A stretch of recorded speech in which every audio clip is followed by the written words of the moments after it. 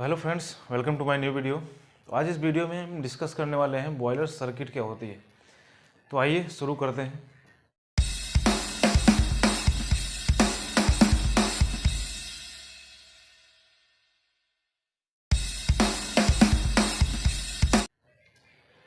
हम इस वीडियो में डिस्कस करने वाले हैं बॉयलर सर्किट। तो बॉयलर सर्किट जो होती है वो उसमें जैसे बॉयलर सर्किट क्या होती है कि जो भी वाटर सर्कुलेट हो रहा है बॉयलर में या फ्लो गैस सर्कुलेट हो रहा है या जो हम फ्यूल यूज़ कर रहे हैं लाइक कोल ऑयल, ये सब कैसे सर्कुलेट हो रहा है या एयर सर्कुलेट हो रहा है, तो उन सब की जो लूपिंग होती है वो लूपिंग बन के एक सर्किट बनाती है।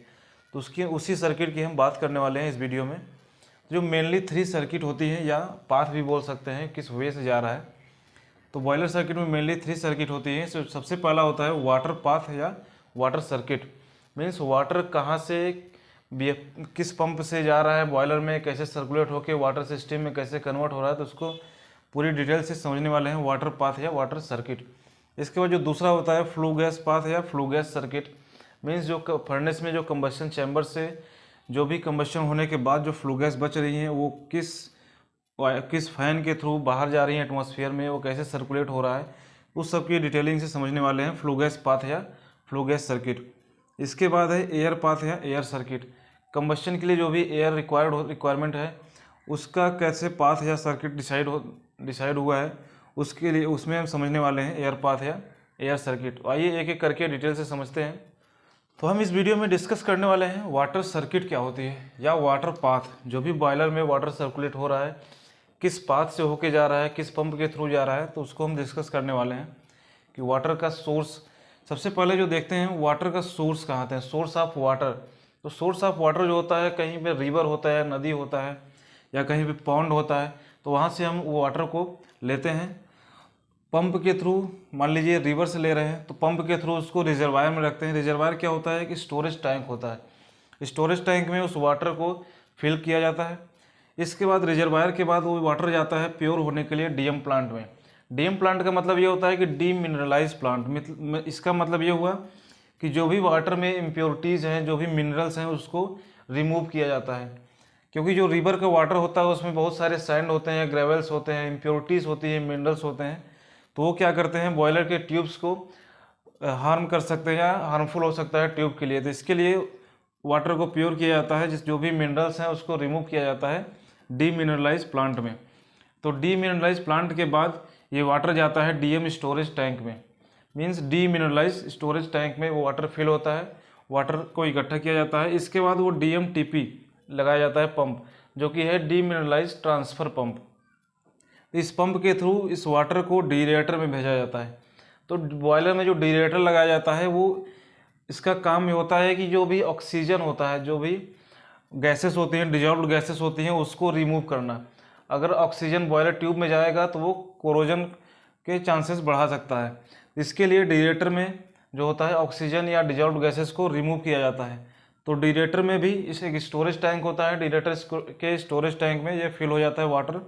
इसके बाद ये वाटर को हम भेजते हैं बॉयलर फीड पंप में।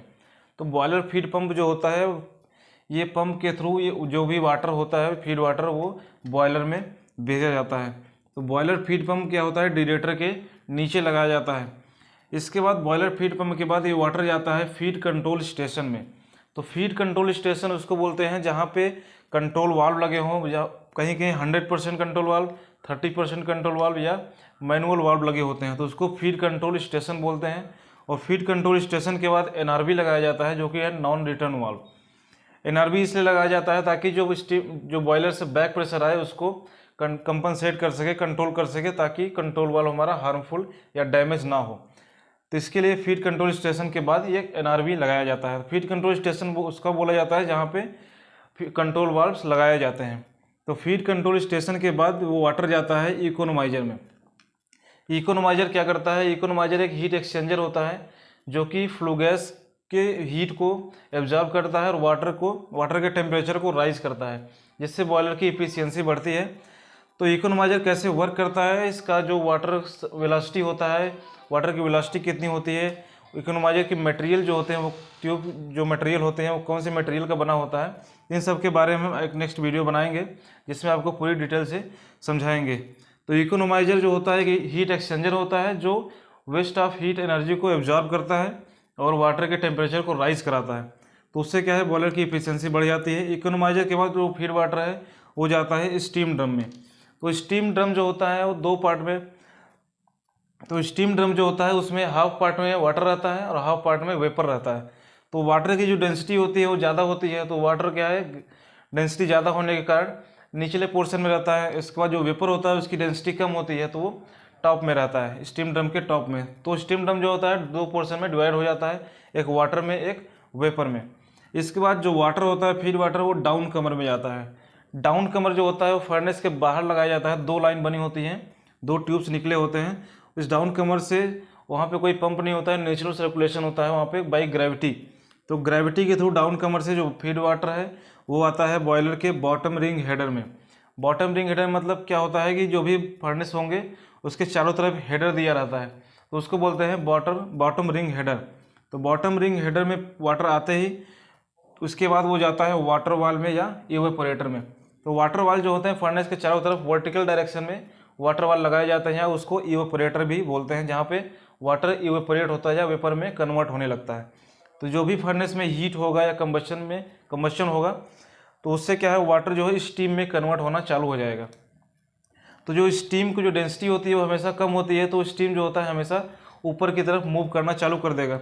इसीलिए बॉटम रिंग हेडर में वाटर जाता है और वाटर वाल से धीरे धीरे वो वेपर में कन्वर्ट होते हुए ऊपर चला जाता है टॉप रिंग हेडर में। तो टॉप रिंग हेडर क्या होता है कि जो भी फर्नेस के टॉप में लगाए होंगे हेडर उसको बोलते हैं टॉप रिंग हेडर, और बॉटम रिंग हेडर जो भी फर्नेस के बॉटम में लगे होंगे हेडर उसको बोलते हैं बॉटम रिंग हेडर। तो ये वाटर जो है स्टीम में कन्वर्ट होकर या वेपर में कन्वर्ट होकर वो टॉप रिंग हेडर में चला जाएगा। टॉप रिंग हेडर से ये फिर जाएगा स्टीम ड्रम में। इकोनोमाइजर से पानी जाता है, वाटर जाता है स्टीम ड्रम में, और टॉप रिंग हेडर से जो वेपर बन रहा है वो भी स्टीम ड्रम में ही जाता है, क्योंकि स्टीम ड्रम में हाफ पोर्शन में वाटर रहता है और हाफ पोर्शन में वेपर रहता है। तो टॉप रिंग हेडर से जो भी वेपर जाएगा वो टॉप में रहेगा स्टीम ड्रम के, और इकोनोमाइजर से जो भी फीड वाटर जाएगा वो स्टीम ड्रम के बॉटम में रहेगा। इसके बाद स्टीम ड्रम से निकलने के बाद जो भी वेपर रहेगा वो प्राइमरी सुपर हीटर में जाएगा सुपर हीट होने के लिए। तो सुपर हीट कैसे होता है, जो भी फ्लू गैस निकल रही है कंबशन चैम्बर से उसके हीट को एब्जॉर्ब करके ये स्टीम जो है वेपर जो है वो सुपर हीट हो जाता है। इसके बाद 2 सुपर हीटर लगाए जाते हैं, एक प्राइमरी सुपर हीटर एक सेकेंडरी सुपर हीटर। तो प्राइमरी सुपर हीटर क्या करता है, कन्वेक्शन जोन में होता है जहाँ पे ये फ्लू गैस के वेस्ट हीट एनर्जी को एब्जॉर्ब करता है और उस वाटर को स्टीम को सुपर हीट कराता है। और जो सेकेंडरी सुपर हीटर होता है ये हमेशा रेडिएशन जोन में लगाया जाता है, फर्नेस के टॉप में लगाया जाता है। जो भी कंबशन चैम्बर का फ्लेम होता है, फ्यूल जो जल्द बर्निंग हो रहा है वहाँ पे, उससे जो फ्लेम से जो सुपर हीट होगा उसको वो क्या होगा, सुपर हीटेड स्टीम में कन्वर्ट कर देगा। इसके बाद ये सुपर हीटेड स्टीम जो जाएगा वो मेन लाइन से होते हुए टरबाइन में जाएगा रोलिंग कराने के लिए। इसके बाद तो ये होता है वाटर पाथ सर्किट। तो सेकेंड सुपर हीटेड जो स्टीम होता है इसका ही यूज क्यों करते हैं, सैचुरेटेड स्टीम का यूज क्यों नहीं करते हैं। तो जो भी ये एसेसरीज लगे हुए हैं वाटर पाथ में, इन सब के बारे में हम डिटेल से नेक्स्ट वीडियो में समझेंगे। इन सब पर मान लीजिए डीएम प्लांट का क्या काम है, कैसे ये मिनरल्स इम्प्योरिटीज को रिमूव कर रहा है, इसमें कैसे केमिकल रिएक्शंस हो रहे हैं, तो इन सब के बारे में भी हम डिटेल से अगले वीडियो में इस पर एक वीडियो बनाएंगे जिसमें हम डिटेल से समझेंगे। डेरिएटर क्या होता है, बॉयलर फीड पंप का वर्किंग कैसा है, फीड कंट्रोल स्टेशन को कैसे होता है, इकोनोमाइजर क्या वर्किंग है, कैसे ये एफिशिएंसी बढ़ाता है। इसके बाद स्टीम ड्रम का जो पार्ट है वो क्या क्या है, स्टीम ड्रम कैसे सेपरेट करता है स्टीम और वाटर को, या बॉटम रिंग हेडर वाटर वाल कैसे सेपरेट करता है वाटर स्टीम को। इसके बाद ये जाता है सुपर हीटर कैसे वर्क करता है, कैसे बॉयलर की एफिशिएंसी को बढ़ाता है। तो इन सब का हम एक सेपरेट वीडियो बनाएंगे जिसमें आपको डिटेल से समझाएंगे। तो आई होप आपको ये वीडियो पसंद आया होगा। मिलते हैं नेक्स्ट वीडियो में नए टॉपिक के साथ।